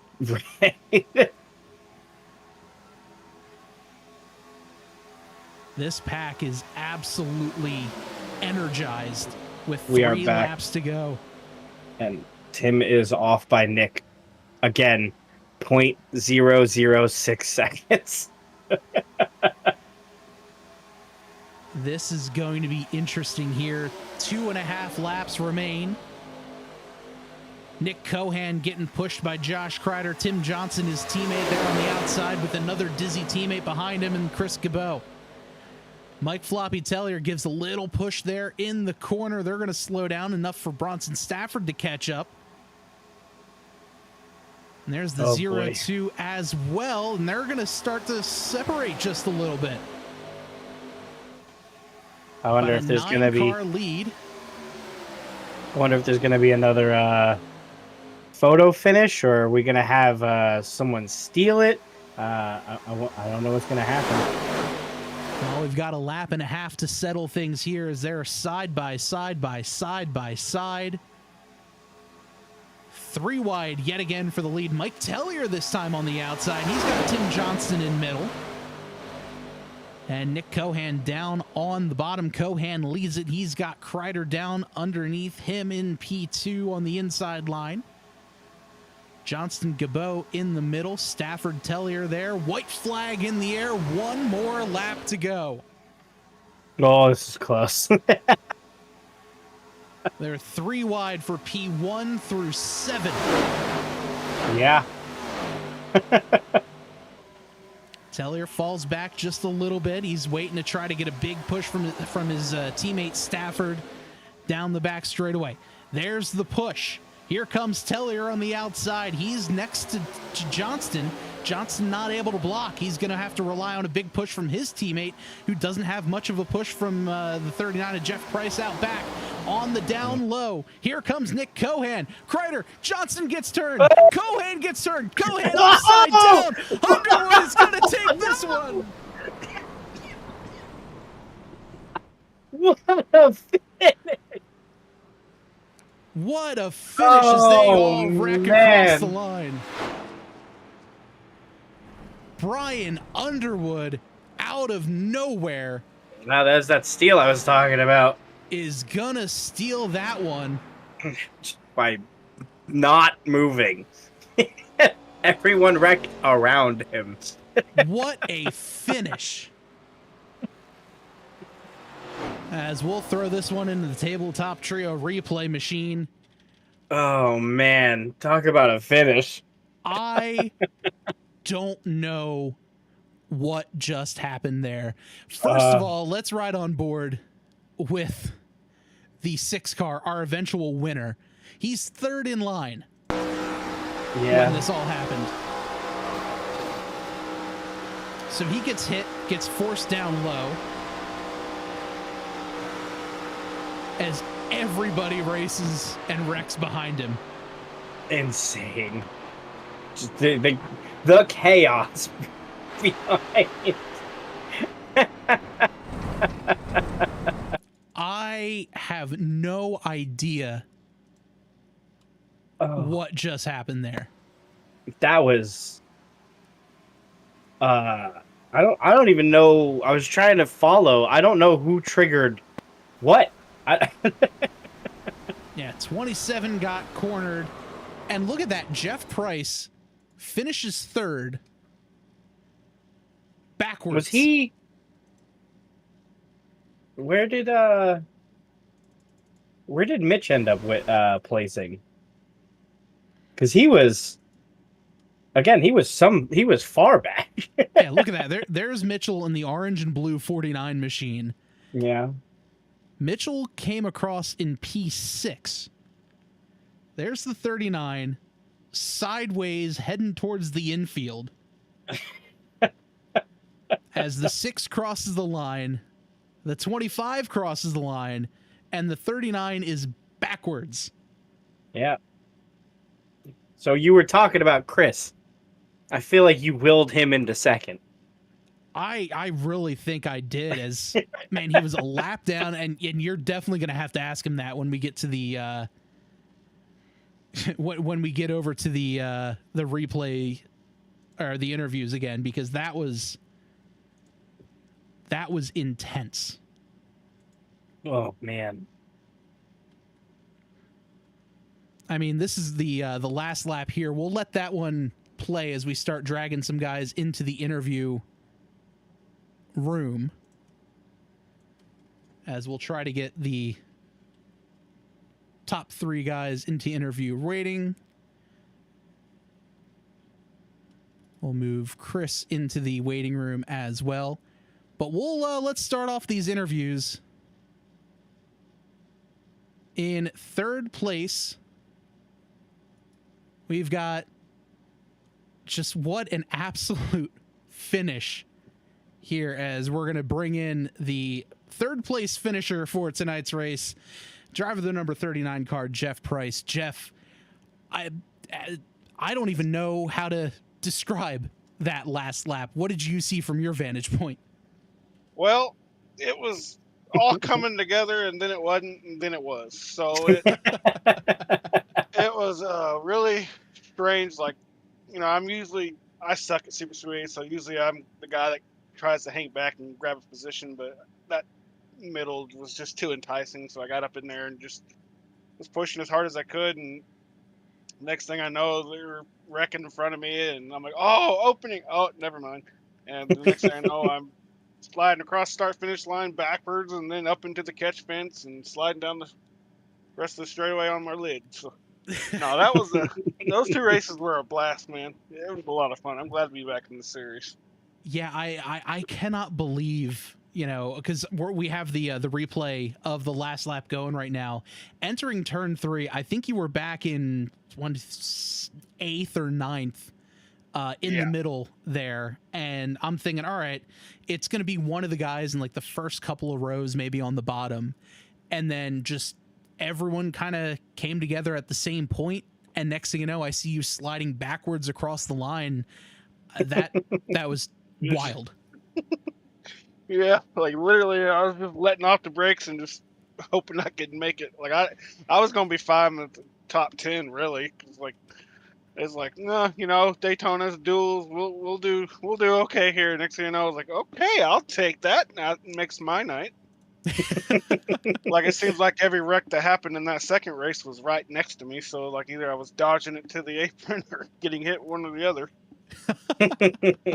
Well, Jeff, congrats there on the 3rd place finish. Before we let you go, do you have any shout outs for us?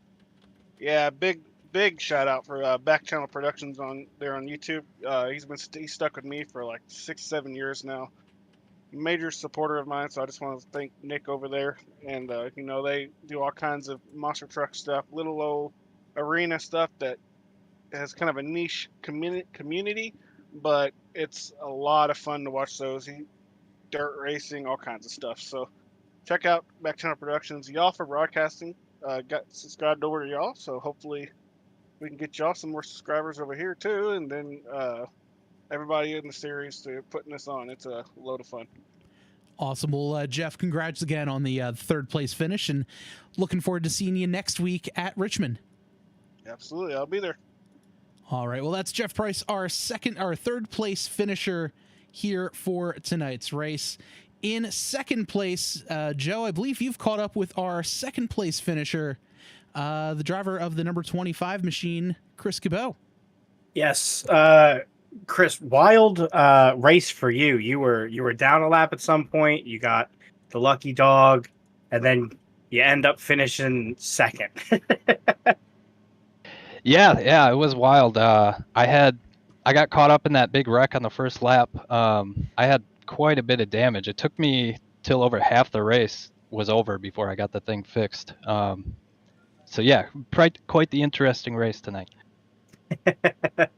I noticed you were helping out Tim for most of that.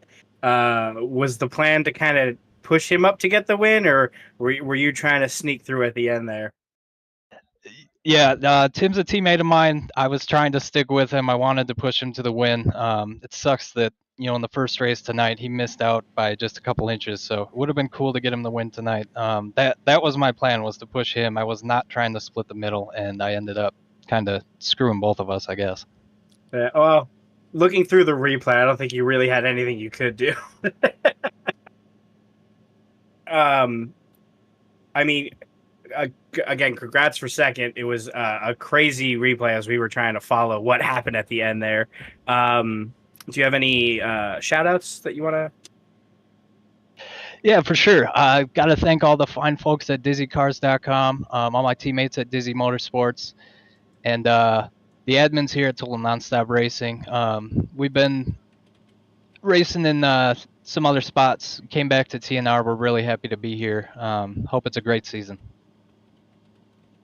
Awesome. Thank you so much for joining us. Thank you. All right. That is our 2nd place finisher, Chris Cabot, in there. And now I'm heading down to Victory Lane to talk with the winner of the 2nd of the doubleheader racing, driver of the number 6, Brian Underwood. Brian, first of all, congratulations. Take me through the that last lap, because that was absolutely insane. Yeah, basically just I was in agreement with Josh there. We're teammates in another league, and just goal was try to push him and the inside line clear enough for him to be able to jump up, kind of make a move. And fortunately, I don't know what happened between that, but they all wrecked and I survived. So just kind of got the lucky hand going into the final turn and the final straight. Yeah, definitely a bunch of luck, and not realizing that you guys were teammates. I'm sure it was a little awkward moment earlier in the race. It looks like you might have grabbed the wall a little bit, and Josh kind of just got into the back end and wound up going around about midway there through the race. Oh yeah. I don't know who he was more mad at, me or the one that kind of plowed him over there. But yeah, he wasn't too happy about that. But we were able to recover pretty well there, and it ended pretty well. Well, next week they're going to be racing at Richmond. What are your thoughts looking ahead to next week? Well, I'll have some good practice because we run there in our Saturday night league with PSCRL. I like short tracks, so that's one of my go-tos. So I'll look forward to that, especially tire tracks. So yeah. Awesome. Well, Brian, congratulations on the win. And before we let you go, do you have any shout outs for us? Oh boy, I got a bunch. Thanks for you guys putting on the show. Thanks for the league, led me in last second, and thank Gaston for kind of telling me about this league. We kind of, I think almost 8 PSCRL members jumped in that last hour, 2 hours, and we all had a blast there between Josh, Jordan, Blackwell, Farrell Robbins. I couldn't name them all, but I know you got Danny White and Landon Burbage. And I think everybody showed up and had a blast. And thank Noah for pushing me to the, start finish line because my motor was blown. So I was able to at least have some type of presentation for the finish. That's awesome. Well, Brian, congrats again. Looking forward to seeing you out there next week at Richmond. All right, thanks. All right, that'll do it for our interviews for tonight's race. We'll pull up the results here on the screen. Joe, what are your final thoughts on this one tonight? When I said the finish was gonna be crazy, that was not what I was expecting. But man, what a just a fantastic set of races. We had a really, really close one on the start, and then we had just a crazy one for the second. So really feel like it sets the tone for the season. It's going to be just super exciting the whole season. Yeah, this is going to be a fantastic season. Hopefully everyone here in chat will be joining us along for that. Let's take a look here at the final positioning of everybody out there tonight. Brian Underwood, as you just heard, got the win. Chris Gabot in second, Jeff Price third, John Daniels making his way up to fourth, and Mike Floppy Tellier, good run for him tonight in P5. Mitchell Adams finishes in sixth, Noah Blackwell in seventh, Farrell Robbins in eighth, Garrett Gleason, great run for G Money tonight. The commish himself finishes P9, and Josh Kreider rounds out the top 10. Philip Scott in P11, Nick Cohan in 12th after basically leading coming out of turn number 4. Bronson Stafford 13th. Tim Johnston in 14th, and Jonathan Gaston rounds out the top 15 and the drivers on the lead lap. 16th place goes to Will Ratcliffe. Shane Ewing, in 17th. Brendan Bookwald in 18th. In 19th is Robert Tripp. Anthony DeBarro in 20th. Luna Albright 21st. Adam Stewart 22nd. Jason Shue 23rd. Landon Burbage 24th. Jamar Dumas in 25th and final position for tonight. Well, that will just about do it for us here on the Total Nonstop Racing League Tabletop Trio family of channels, both on Twitch and YouTube. If you like what you see, don't forget to follow and like this video. Subscribe on YouTube, give us a follow on Twitch as well. You can join us this Wednesday for more of a breakdown on the Tabletop Trio podcast, Wednesday nights on Twitch, 8 o'clock Eastern, and then on anywhere else you find a podcast later on. For one final time, I am Bob Giaquinto. Joe Nunziata. And this has been the Tabletop Trio Racing Series, Total Nonstop Racing League here at Daytona. Have a great night.